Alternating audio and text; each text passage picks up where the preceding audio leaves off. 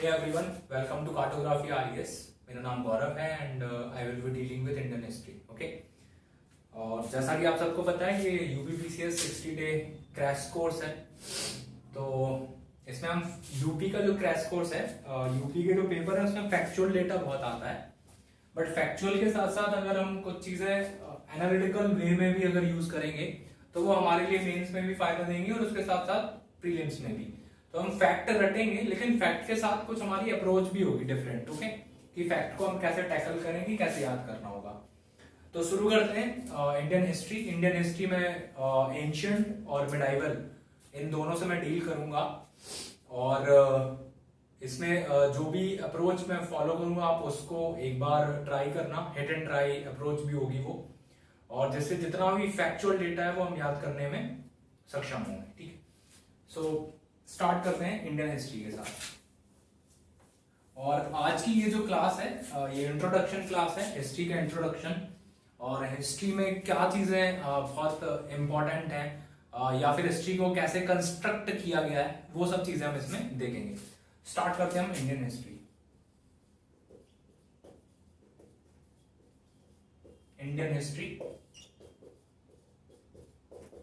भारतीय इतिहास. पहला सवाल तो यही है कि सर व्हाट इज हिस्ट्री, इतिहास क्या है. अगर मैं किताबों की बातें बोलूं तो किताबों के हिसाब से the study of past events. ठीक है भाई, बोल सकते हैं the study of past events, that is history. ठीक है, जो भी हमने पुरानी घटनाएं हैं उनको हम जो पढ़ते हैं वो हिस्ट्री है. या फिर अगर मैं हिंदी में इसको बोलूं और अच्छे से कि वर्तमान की आंखों से अतीत का अध्ययन करना ही क्या कहलाता है, इतिहास कहलाता है. क्या हम आज जो वर्तमान की स्थिति में अतीत में जो भी चीजें हो रही हैं वो सब इतिहास है क्या, सवाल ये है. या फिर मैं बोलूं कि इतिहास एक ऐसा ग्रंथ है जो हमें अतीत में हुई घटनाओं का क्रमबद्ध अध्ययन करवाता है या क्रमबद्ध विवरण देता है. So it is a text जो हमें क्रोनोलॉजी बताता है किसकी, इतिहास की, जो भी इवेंट्स हुए उनके. ठीक है, अब ये बुकिस बातें हो गई. लेकिन हम हिस्ट्री को मैं क्या समझता हूं, तो मैं जो समझता हूं वो ये है कि the study of messages, the study of messages is history. Study of messages, ये मैसेजेस वर्ड पे मैं एम्फसाइज कर रहा हूं, ये बहुत इंपॉर्टेंट है. मैसेजेस कैसे, एक एग्जांपल देता हूं. The great Ashok, the great Ashoka. Ancient time पे इतने सारे राजा रहे हैं या फिर मिडाइवल एंड फिर मॉडर्न में भी. तो एंशियंट टाइम पे द ग्रेट सिर्फ अशोका के साथ लगा है. तो यहां से दो चीजें निकल के आई हैं, आपकी क्यूरियोसिटी निकल के आएगी. C is equal to C, curiosity is equal to connection. अब यहां से आपको यह समझना है कि आपको ये मैसेज मिला है कि द ग्रेट अशोका, तो द ग्रेट अशोका मैसेज है. अब यहां से आप देखोगे कि why the Ashoka is great, was great, and what he did. तो ये ग्रेट कैसे बना, क्यों बना, ये है मैसेजेस. तो आज से आपके लिए हिस्ट्री क्या है, द स्टडी ऑफ मैसेजेस. ठीक है भाई. अब ये बताओ, ये जो हिस्ट्री है इसको जो कंस्ट्रक्ट करने का काम है, मैंने बोला कि the study of past event या स्टडी ऑफ मैसेजेस. हो सकता है ये मैसेजेस ट्रू ना हो, ट्रू हो या ये फिक्शन हो. ये घटनाएं सत्य भी हो सकती हैं या फिर ये मनगढ़ंत भी हो सकती हैं. सही बात है ना. तो अब ये जो घटनाएं हैं या तो ये ट्रू है या ये फिक्शन है. तो इस चीज को आइडेंटिफाई कौन करेगा, आप कैसे कंस्ट्रक्ट करोगे हिस्ट्री को कि ये सही है या ये मनगढ़ंत घटनाएं है. तो इन सब चीजों को, इसीलिए हिस्ट्री को कंस्ट्रक्ट करने के लिए सोर्सेस की जरूरत है. यहां पे इंपॉर्टेंस आएगी स्रोत की. आप आईएएस की तैयारी करते हो, आप पीसीएस की तैयारी करते हो, सबसे पहले क्या बोलते हो सर कौन सी किताब पढ़े? पॉलिटी के लिए लक्ष्मीकांत पढ़ ले। लक्ष्मीकांत आपका क्या है? सोर्स। स्पेक्ट्रम पढ़ ले, सोर्स। तो history the study of messages या तो सही हो सकते हैं या मनगढ़ंत भी हो सकते हैं, उसको आइडेंटिफाई कौन करेगा? सोर्सेज। तो सबसे इंपॉर्टेंट चीज हिस्ट्री की यही है कि हिस्ट्री को जो कंस्ट्रक्ट किया गया है वो सोर्सेज के बिहाफ पे किया गया है। और हिस्ट्री को कंस्ट्रक्ट करने के लिए मल्टीपल सोर्सेज चाहिए, सिर्फ एक सोर्स पे आप हिस्ट्री को कंस्ट्रक्ट नहीं कर पाएंगे। मैं अगर बोल दूं कि अशोक ने पाटलिपुत्र में एक महल बनवाया, मैंने लिख दिया, क्या ये हिस्ट्री सही हो गई है? ट्रू बात है? क्या ये सच है? तो मल्टीपल सोर्स चाहिए। अब मल्टीपल सोर्स क्या है कि अशोक ने पाटलिपुत्र में महल बनवाया, महल। अब हम चले गए पाटलिपुत्र, फिर हमने देखा कि अच्छा यहां से तो हमें कॉइन्स भी मिले हैं। अब ये कॉइन्स किसके हैं? मौर्य साम्राज्य के। फिर हमें पता चला कि पाटलिपुत्र के आसपास हमें इंस्क्रिप्शंस मिल रहे हैं, ये तो अशोक के हैं, इस पे नाम तो अशोक पड़ा है। फिर हमने खंडर देखा, यहाँ पे देखा हाँ ये महल भी है, इसमें हमें एक जैसे जो सेम कॉइन्स मिल रहे हैं। तो मल्टीपल सोर्स, हमें कॉइन्स मिले, इंस्क्रिप्शंस मिला, वहां पे हमने और हमें रिटर्न में भी मिल गया कि अशोक ने पाटलिपुत्र में महल बनवाया। तो अब हम इसको क्या करेंगे? हिस्ट्री में कंस्ट्रक्ट कर देंगे कि हाँ यहाँ पे अशोक नाम का राजा था जिसने यह महल बनवाया। तो हिस्ट्री को कंस्ट्रक्ट करने के लिए मल्टीपल सोर्सेज की जरूरत होती है, बट इसकी भी लिमिटेशंस हैं, उस पर हम आगे आएंगे। ठीक है, तो हमने दो चीजें देखी। अब आप यूपीपीसीएस के लिए जा रहे हैं तो फैक्चुअल डेटा भी याद रखना इंपॉर्टेंट है। तो ये जो वर्ड है हिस्ट्री, ये ग्रीक वर्ड है, ये कैसा वर्ड है? ग्रीक वर्ड है। और इस हिस्ट्री का मतलब है the information gathered bye investigation. कोई एक पर्सन है ए, वो किसी प्लेस पे गया और वहां से उसने कुछ इंफॉर्मेशन निकाल ली। अब इस इंफॉर्मेशन को उसने किसी बुक में लिख लिया और यही बुक बन गई हिस्ट्री। तो information gathered bye investigation called history. और ये काम सबसे पहले एक ग्रीक पर्सन है, इन्होंने किया, और जिसका नाम है, आप सभी को पता होगा, हेरोडोटस।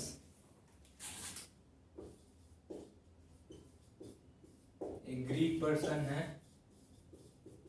हेरोडोटस, और इन्होंने यही काम एक बुक में लिख के किया, और इस बुक का नाम पड़ा स्टोरिका।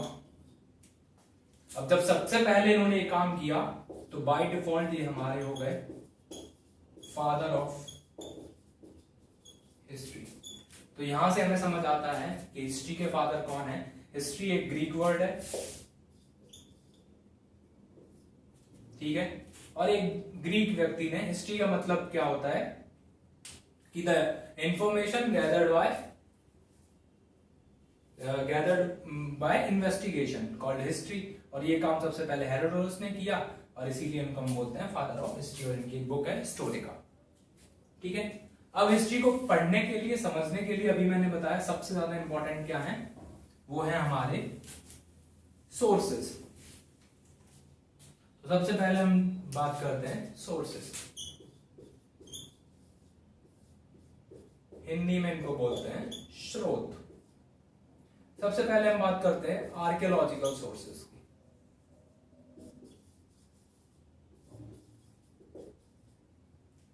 आर्कियोलॉजिकल सोर्सेस, अब आर्कियोलॉजिकल सोर्सेज में क्या क्या चीजें आ जाएंगी। जैसे मॉन्यूमेंट है, आपने कोई मॉन्यूमेंट देखा, जैसे रेड फोर्ट की बात करते हैं, लाल किला। तो लाल किला किसने बनवाया? शाहजहां ने।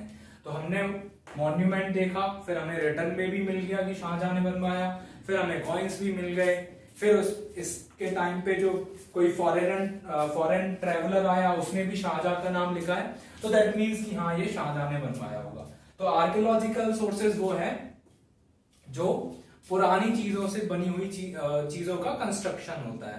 पुरातात्विक विभाग, पुराने तत्वों से बना हुए चीजों, एलिमेंट से बनी हुई चीजें आर्कियोलॉजिकल सोर्सेज कहलाती हैं।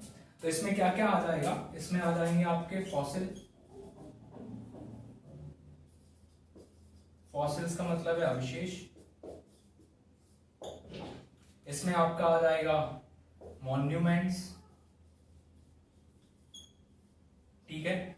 इसमें आपका आ जाएगा स्टैचूज, इसमें आपका आ जाएगा क्या, इंस्क्रिप्शंस,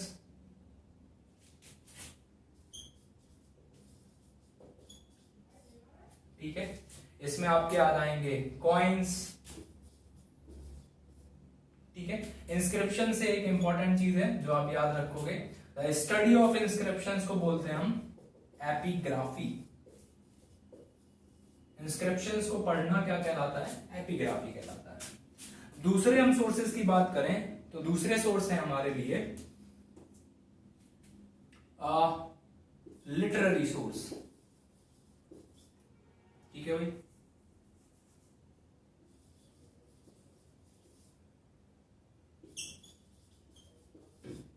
लिटरेरी सोर्स या रिटर्न सोर्स, ठीक है। अब लिटरेरी जो सोर्स है इनको फिर से हम फर्दर बांट सकते हैं दो भागों में।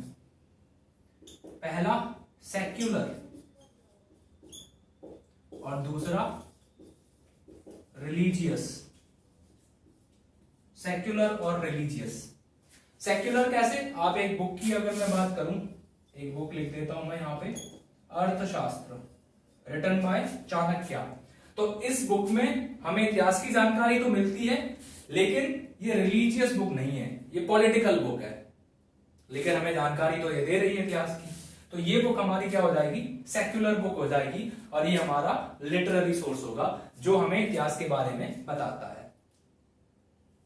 अब अगर हम रिलीजियस बुक की बात करें तो बहुत सारी बुक है, वेदास, पुराणास, ठीक है, बुद्धिज्म से रिलेटेड बुक, जैनिज्म से रिलेटेड बुक, जातक कथाएं, ये सारी बुक्स भी हमें इतिहास की जानकारी देती हैं, बट ये किसी धर्म विशेष से जुड़ी हुई हैं, ये रिलीजियस बुक्स हैं, ठीक है। अब इसका जो लिटरेरी सोर्स है इसका एक और भाग है, सेकंड जो पार्ट है उसको फर्दर फिर दो भागों में मैंने बांटा है। एक होते हैं प्राइमरी सोर्सेस और एक होते हैं सेकेंडरी सोर्सेस। अब देखो प्राइमरी और सेकेंडरी में क्या डिफरेंस है, ये बहुत इंपॉर्टेंट है। प्राइमरी सोर्स वो है जो एट दैट टाइम, उसी टाइम पे लिखे गए। जैसे मैं राजा हूं और मैंने आपको बोला कि मेरे बारे में लिखो, अब आप लिखना स्टार्ट करोगे कि राजा साहब आप उठते हो उसके बाद ही सूरज उगता है, आपकी चमक सूरज से भी ज्यादा तेज है, आप ही लिखोगे ना। तो प्राइमरी जो सोर्सेज है ये बायस्ड होते हैं। आपने अगर मेरे बारे में उल्टा सीधा लिख दिया कि मैं सुबह लेट से उठता हूं, अय्याश हूं, दारू पी के पड़ा रहता हूं, मदिरा पान ये सब मेरे शौक है, मैं तुमको पकड़ के कटवा दूंगा और जो तुम लिख रहे हो उसको मैं जला दूंगा, तो वो सोर्सेज बचेंगे ही नहीं। तो जो प्राइमरी सोर्सेज हैं वो बायस्ड हैं। आप मेरे बारे में लिखोगे कि सूरज से ज्यादा तेज है मेरा, तो मैं चेन निकाल के आपको भेंट कर दूंगा, असद ये ले जाओ, आप भी खुश मैं भी खुश। तो जो प्राइमरी सोर्सेज हैं ये बायस्ड होंगे,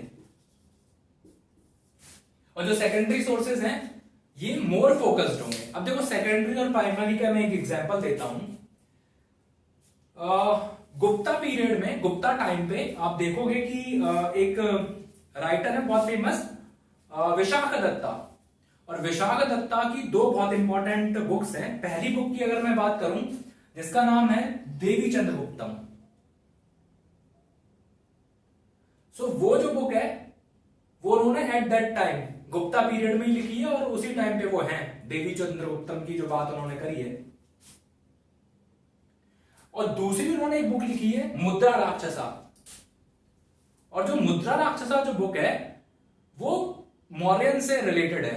आप देखोगे मौर्यंस कहां बीसी में और गुप्तास कहां एडी में, कई साल पुराना अंतर है, ठीक है। तो जो विशाख दत्त है उन्होंने दो बुक लिखी है, एक लिखी है देवी चंद्रगुप्तम, और एक बुक लिखी है मुद्रा राक्षसम। तो देवी चंद्रगुप्तम इनका क्या हो गया, प्राइमरी सोर्स हो गया। इसमें गुप्ता पीरियड में जो भी चीजें हो रही हैं वो लिख रहे हैं, ठीक है। और ये एक लव स्टोरी भी है, इनकी प्यार की कहानी है। इसके साथ साथ मुद्रा राक्षस में ये कहते हैं कि घनानंद जो है, घनानंद का जो मंत्री मिनिस्टर है मुद्रा, उसको चाणक्य अपने साइड मिला लेता है और इस रीजन से घनानंद हारता है और चंद्रगुप्त मौर्य मौर्य वंश की नींव डालता है। तो ये हमारा हो जाएगा सेकेंडरी सोर्स। इसका मतलब ये जो प्राइमरी सोर्स है ये बायस्ड होंगे और सेकेंडरी सोर्स जो होंगे ये मोर फोकस्ड होंगे, अनबायस्ड होंगे। समझ आया? तो प्राइमरी सोर्सेज जो होंगे, इसमें आप एग्जाम्पल में लिख सकते हो देवी चंद्रगुप्तम,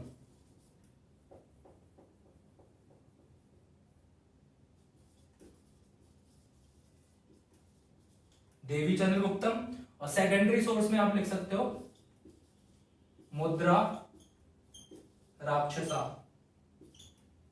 और ये जो दोनों बुक हैं ये किसने लिखी हैं, तो ये लिखी हैं विशाख दत्त ने। ये बहुत अच्छा एग्जांपल है प्राइमरी और सेकेंडरी को बांटने के लिए। अब ये जो तीसरे सोर्स है ये एक और सोर्स है, इनको हम बोलते हैं फॉरेन ट्रेवलर। फॉरेन के लोग भी आएंगे यहाँ पे, वो भी लिखेंगे कुछ ना कुछ। तो जो फॉरेन ट्रेवलर हैं उन्होंने भी बुक्स लिखी हैं और वो भी हमारे लिए सोर्स का काम करते हैं। उसमें भी उन्होंने उस टाइम की इकोनॉमी, उस टाइम की पॉलिटिकल सोशल लाइफ के बारे में लिखा है कि इंडिया में ऐसे क्या चल रहा था। आप देखोगे सुलेमान, जब साउथ इंडिया में ट्राई पार्टी कॉन्फ्लिक्ट चल रहा होगा, त्रिपक्षीय संघर्ष, जब पालास, प्रतिहारास और राष्ट्रकूटों के बीच में, तो उस टाइम पे सुलेमान आएगा और सुलेमान सबके बारे में लिखता है कि कौन सबसे स्ट्रांग था, राष्ट्रकूट थे या पालास थे या फिर प्रतिहारास थे, ठीक है। इसके साथ साथ आप देखोगे हुआनसांग आएगा हर्षवर्धन के टाइम पे, है ना, और वो भी उस टाइम की घटनाओं का विश्लेषण करता है और फिर उसको लिखता है। तो तीसरा जो सोर्स हमारा बनता है वो हमारा बनता है फॉरेन ट्रैवलर।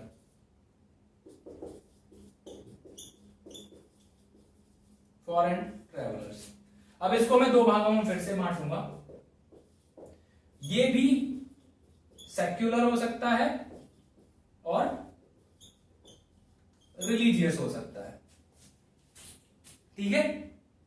सेक्युलर कैसे होगा, अगर मैं कोई भी बुक आप ले लो, एक बुक है इसका नाम है इंडिका और ये बुक लिखी है मेगास्थनीज ने। तो इस बुक में उस टाइम के भारत की जो स्थिति है उसका विवरण है कि उस टाइम पे भारत का समाज कैसा था, वहां की राजनीति कैसी थी, लोग कैसे थे, क्या करते थे। लेकिन अगर मैं हुआनसांग की बात करूं तो ये बुद्धिस्ट मॉन्क है और ये बात करता है बुद्धिज्म की कि किस किसने बुद्धिज्म को अपना लिया, कौन कौन चेंज हो गया बुद्धिज्म को अपनाने के बाद। इसने जो बुक्स लिखी हैं उसमें सबका नाम लिख रखा है, इसने अशोका तक के नाम लिख रखे हैं। बोला कि अशोक ने जब बुद्धिज्म को अपनाया तो देखो इतना क्रूर राजा, इतना शांति प्रिय राजा बन गया। बुद्ध का धम्मा इन्होंने उसमें लिख रखा है। तो ये आपका रिलीजियस बुक हो जाएगी, लेकिन फॉरेन ट्रैवलर है। तो ये बुक्स भी हमें उस टाइम के इतिहास की क्या देती हैं, जानकारी देती हैं। पर ये जो सेक्युलर वाली बुक होंगी ये फिर से क्या हो जाएंगी, अनबायस्ड, और ये मोर फोकस्ड हिस्ट्री होगी। जबकि जो रिलीजियस बुक होंगी ये थोड़ी सी बायस्ड होंगी, बुद्धिज्म को ज्यादा प्रमोट करेंगी। तो ये इंपॉर्टेंस है सोर्सेज की कि आपको कौन से सोर्सेज कैसे पढ़ने और हिस्ट्री कैसे कंस्ट्रक्ट हुई है, ठीक है भाई। अब हम बात करते हैं इंडियन हिस्ट्री की। और इंडियन हिस्ट्री का जो एंशियंट और मिडाइवल है वो मैं कंट्रोल करूंगा, उसको मैं डिस्कस करूंगा उसके बारे में।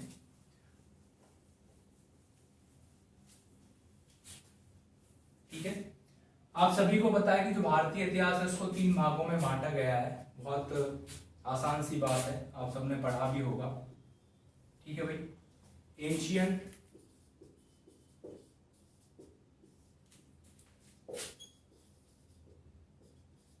मिडाइवल और मॉडर्न। ठीक है, तो ये एंशियंट और मिडाइवल वाला पार्ट है, ये मैं डिस्कस करूंगा। और मैं शुरुआत करूंगा भारतीय इतिहास की मिडाइवल हिस्ट्री से या मध्यकालीन भारत से। ठीक है, हिंदी में इसको बोलते हैं प्राचीन भारत और इसको बोलते हैं आधुनिक भारत।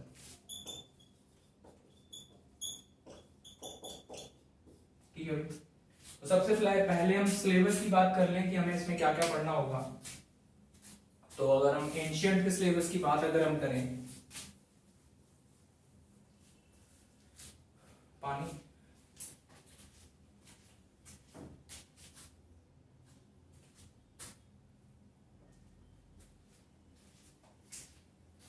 चलिए भाई, गर्मी बहुत लग रही है तो कोई चीजें हैं तो ज्यादा लंबा हम टॉपिक नहीं रखेंगे।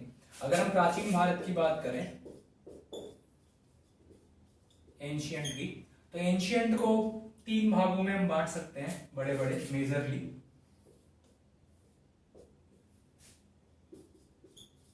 प्री हिस्ट्री,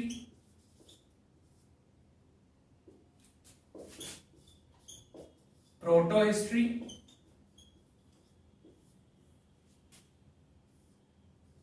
और हिस्ट्री।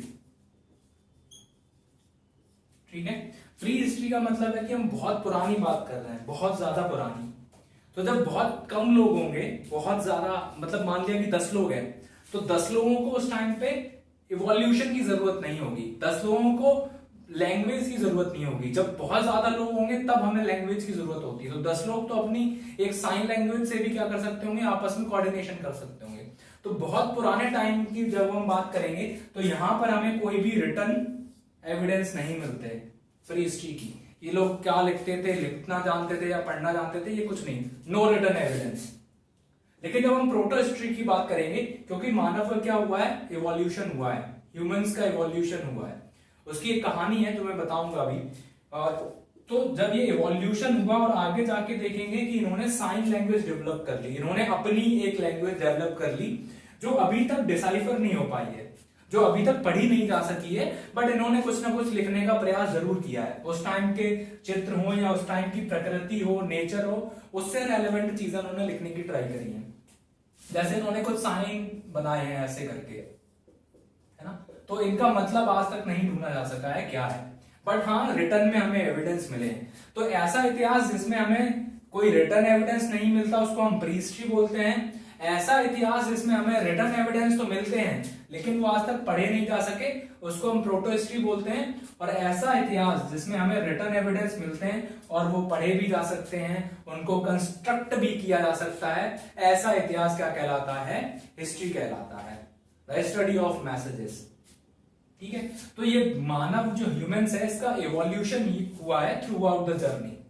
अब इवोल्यूशन की अगर मैं बात करूं, इतना जल्दी इवोल्यूशन कैसे हुआ कि पहले आप देखोगे कि 20 लाख से 20 लाख हजार साल से 20 लाख साल से फिर 5 लाख, 5 लाख से साल से फिर 20,000 साल, फिर 10,000 साल। तो इस पूरे फेज में बहुत ज्यादा चेंजेस नहीं आए, आदमी सेम ही रहा है, थोड़ा बहुत चेंजेस आया है, फिर एकदम से बहुत चेंजेस आया है। उसका रीजन ये, साइंटिफिक रीजन ये कि पहले बहुत टाइम तक फायर, आग का आविष्कार नहीं हुआ, और जब आग का आविष्कार नहीं हुआ तो ये जो इंसान है, ठीक है, ये इसका हेड है सर। अब ये जो इंसान है ये रॉ मटेरियल खाता था, कच्चा जितना भी रॉ मटेरियल कंदमूल थे वो खाता था। अब जब ये रॉ मटेरियल खाता था तो इसकी जो बॉडी में जो एनर्जी थी उसकी 80% एनर्जी का कंजप्शन डाइजेस्टिव सिस्टम करता था, 80% जो एनर्जी थी वो डाइजेशन में चली जाती थी और 20% एनर्जी बचती थी तो वो दिमाग यूज करता था। तो जब फायर का इन्वेंट हुआ, फायर का आविष्कार हुआ, उसके बाद इन्होंने जो खाना खाना स्टार्ट किया वो सॉफ्ट फूड हो गया।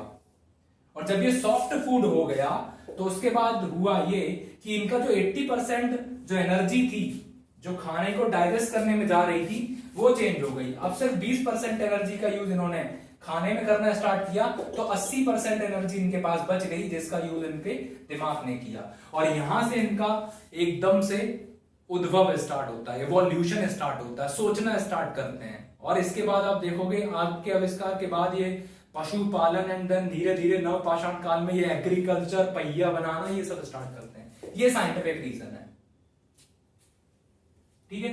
तो प्री हिस्ट्री, प्रोटो हिस्ट्री और हिस्ट्री, ठीक है। तो अगर हम प्री हिस्ट्री की बात करें,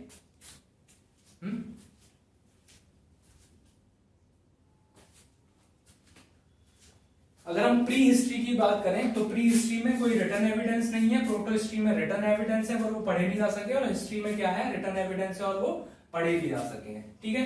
तो इसका मतलब है कि ये जो प्री हिस्ट्री वाला पार्ट है, इसमें हम क्या रख सकते हैं, इसमें हम रख सकते हैं स्टोन एज और कॉपर एज को। इसके अंदर हम पढ़ेंगे स्टोन एज, और दूसरा इसमें हम पढ़ेंगे कॉपर एज, ठीक है। स्टोन एज को फर्दर 3 भागों में बांटा गया है, पेलियोलिथिक, मीजोलिथिक और नियोलिथिक। और इसमें एक कॉमन वर्ड है लिथिक। इस लिथिक का मतलब है स्टोन, पत्थर। पुरापाषाण काल, मध्यपाषाण काल और नवपाषाण काल, इन तीनों में पत्थरों पे ही काम हुआ है, लेकिन पत्थरों में इवोल्यूशन हुआ है। पहले मोटा पत्थर, फिर नुकीला पत्थर, फिर शाइनिंग वाला पत्थर। तो इन्होंने पत्थर को ही औजार बनाया है, पर 3 अलग अलग कालों में उसमें भी इवोल्यूशन हुआ है पत्थरों में, ठीक है। इसके बाद हम कॉपर एज पढ़ेंगे। कॉपर क्या है, जब इनका इवोल्यूशन हुआ, दिमाग काम करना स्टार्ट किया, तो सबसे पहले इन्होंने जिस धातु का इस्तेमाल किया थी वो थी तांबा, ठीक है। तो उसी तांबे धातु के ऊपर जो इनका टाइम पीरियड रहा, उसका जो इवोल्यूशन किया वो हम कॉपर एज में पढ़ेंगे, ठीक है। हालांकि यहाँ में रिटर्न में कुछ एविडेंस नहीं मिलते। फिर हम अगला जो टॉपिक पढ़ते हैं, प्रोटो हिस्ट्री के अंदर जो आएगा वो आएगा इंडस वैली सिविलाइजेशन, और दूसरा इसमें आएगा वैदिक एज, ठीक है। इंडस वैली सिविलाइजेशन और वैदिक एज, ठीक है। वैदिक एज को फर्दर हम 2 भागों में बांटेंगे, ऋग्वैदिक और लेटर वैदिक, ठीक है। इसमें भी एक इंपॉर्टेंट चीज है कि 1000 बीसी में जब लोहे की खोज होगी, आयरन की चीज, और वहां से चीजें फिर से एकदम बदल जाएंगी, वो हम एंशिएंट में चर्चा करेंगे। और बाद में हम हिस्ट्री में जो हम पढ़ेंगे वो हम पढ़ेंगे ऑनवर्ड 600 बीसी के बाद की सारी घटनाएं, 600 बीसी के बाद की। इसको हम महाजनपद युग भी कहते हैं, महाजनपदा एरा, ठीक है। तो यहां से लेके मौर्यंस के बाद फिर फॉरेन इन्वेजन होगा भारत में, ठीक है। और उसके बाद आप जो इंपॉर्टेंट एस्पेक्ट्स होंगे उसमें कुशानाज इंपॉर्टेंट होंगे। कुशानाज के बाद आप देखोगे गुप्ताज बहुत इंपॉर्टेंट होंगे। उसके बाद हर्षवर्धन आएंगे, और हर्षवर्धन के साथ साथ आप देखोगे भारत में एक त्रिपक्षीय संघर्ष भी चालू होगा, जिसमें पाल वंश, राष्ट्रकूट और प्रतिहारों के बीच में लगभग 400 वर्ष का संघर्ष होगा। और उसी टाइम पर मध्यकालीन भारत की भी शुरुआत होगी। मुसलमानों का इन्वेजन होगा भारत में, अरब इन्वेजन होगा भारत में, और अरबों का जब भारत में आक्रमण होगा, वहीं से मिडाइवल इंडिया या मध्यकालीन भारत की क्या होगी, शुरुआत होगी, ठीक है भाई। तो आप देखोगे जब हर्षवर्धन की डेथ होगी, उसके बाद से चीजें बदलने लगेंगी, और उसके बाद स्टार्ट होगा मध्यकालीन भारत, मिडाइवल इंडिया। अब इसमें हम क्या पढ़ेंगे, सबसे पहले तो अरब इन्वेजन ही पढ़ेंगे। सेकंड नंबर पे हम पढ़ेंगे, आप देखोगे जब अरब वापस जाएंगे तो धीरे धीरे स्टेबिलिटी लेके आएंगे, और इनको काफी अच्छी जगह मिलेगी। ये पहले डेजर्ट में रह रहे हैं, फिर इनको अगर पेड़ मिल जाए, छाए मिल जाए, ये सब चीजें मिल जाए तो इंडिया में स्टेबल कर जाएंगे। और जहां पे ये स्टेबल करेंगे वही होगा दिल्ली सल्तनत। इसके बाद आप देखोगे दिल्ली सल्तनत का डिक्लाइन होगा और मुगल इन्वेजन स्टार्ट होगा। ये 3 जो पार्ट हैं ये सबसे ज्यादा इंपॉर्टेंट है मिडाइवल हिस्ट्री के। इसमें अरब इन्वेजन, दिल्ली सल्तनत और मुगल इन्वेजन पढ़ेंगे। और मुगल इन्वेजन में हम पढ़ेंगे ग्रेट मुगल्स। ग्रेट मुगल्स का मतलब है भाजसा, बाबर, हुमायूं, अकबर, जहांगीर, शाहजहां और औरंगजेब, इन 6 लोगों के बारे में। और जैसे ही औरंगजेब की डेथ होगी वहीं पे हमारा मध्यकालीन भारत खत्म हो जाएगा। तो थ्रू आउट ये जो जर्नी होगी इसमें हम डिटेल में भी चीजें लेके जाएंगे। तो स्टार्ट करेंगे हम कल से अपना एक नया लेक्चर, इसका नाम होगा मध्यकालीन भारत, मिडाइवल इंडिया। तब तक के लिए बने रहिए कार्टोग्राफिया के साथ। थैंक यू, धन्यवाद।